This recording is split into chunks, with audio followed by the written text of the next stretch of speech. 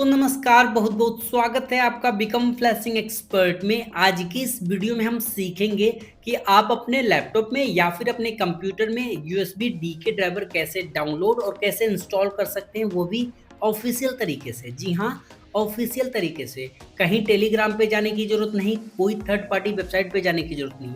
एकदम सटीक और ऑथेंटिक तरीका बताऊंगा। और एक गलती जो यूएसबी डी के ड्राइवर को इंस्टॉल करते दौरान सभी करते हैं, वो आपको नहीं करनी है। जिसकी वजह से अगर वो गलती आप कर देते हैं तो आप यूएसबी डी के ड्राइवर चाहे 20 बार भी इंस्टॉल कर डालिए, आपका काम नहीं होने वाला है।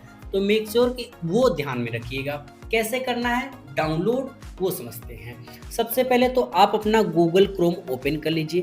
मैं आपसे बार बार कहता हूँ कि गूगल क्रोम मेरे लिए बेस्ट है। आपके लिए बेस्ट है या नहीं है इसकी गारंटी तो नहीं मैं ले सकता, लेकिन मेरे लिए बेस्ट है। तो यहाँ पर आपको जाकर गूगल सर्च में लिखना है USB DK ड्राइवर। क्या लिखना है? USB DK driver.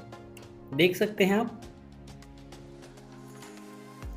अब सिंपली एंटर बटन पे मैं क्लिक करूंगा तो यहाँ पर बहुत सारी चीज़ें मिलेंगी, लेकिन जो ऑफिशियल तरीका है गिटहब वाला, ये जो गिटहब है यहाँ पर रिलीजियस लिखा हुआ है और यहाँ पर कुछ इस तरीके का इंटरफेस मिलेगा। तो आपको ये गिटहब वाला ही एक बार क्लिक करके ओपन कर लेना है।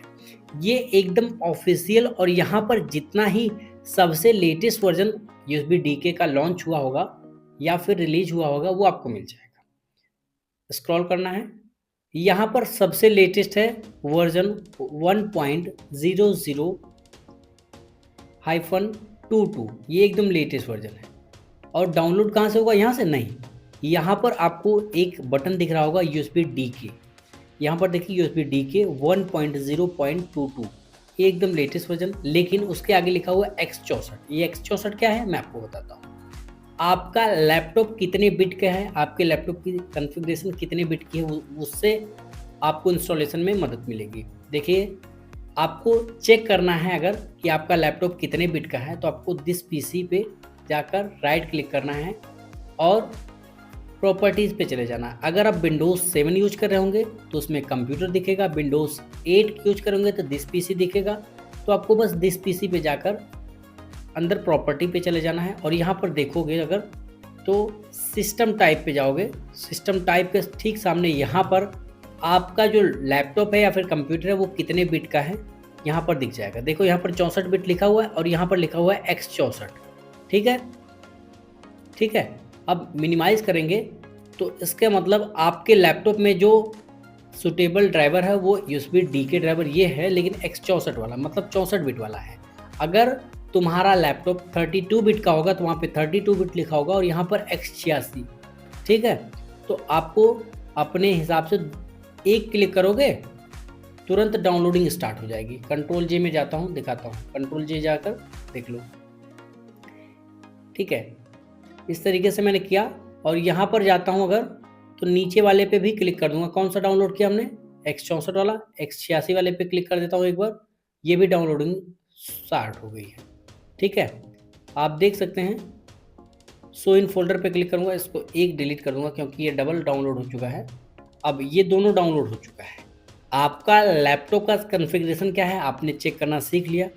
अब सिंपली मेरा जो 64 बिट है, 64 बिट पे राइट क्लिक करके इंस्टॉल बटन पे क्लिक कर देना होगा या फिर डबल क्लिक करके भी कर सकते हैं।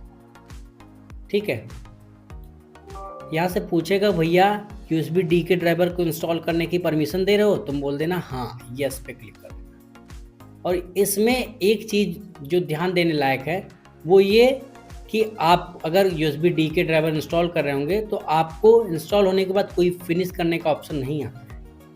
समझ गए ना? कोई फिनिश करने का ऑप्शन नहीं आता है। 1 सेकेंड, मैं देख लेता हूँ कि अगर ये टूल स्नैपिंग का काम कर दे तो मैं इसको एज अ स्क्रीनशॉट भी सेव कर लूँ ताकि थंबनेल में काम आ जाए। 1 सेकेंड, गुड।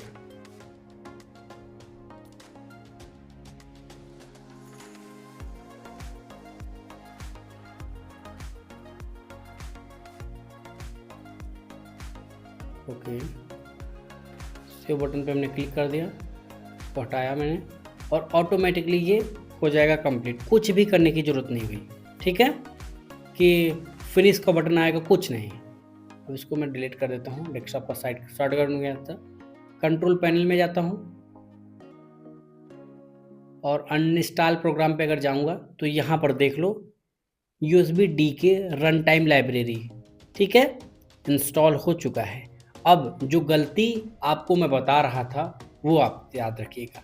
अगर आप USB DK को एक बार इंस्टॉल कर दिए हैं और दोबारा इंस्टॉल कर देते हैं या फिर 3 बार इंस्टॉल कर देते हैं, तो आपके ये जो ड्राइवर है वो काफ़ी कंफ्यूज हो जाता है, जिस वजह से अगर आप फ़ोन को कनेक्ट भी करते हैं ना, तो आपको कनेक्शन अच्छे से बिल्ड नहीं हो पाता है, जिस वजह से आपको काफ़ी समस्याएँ आती हैं।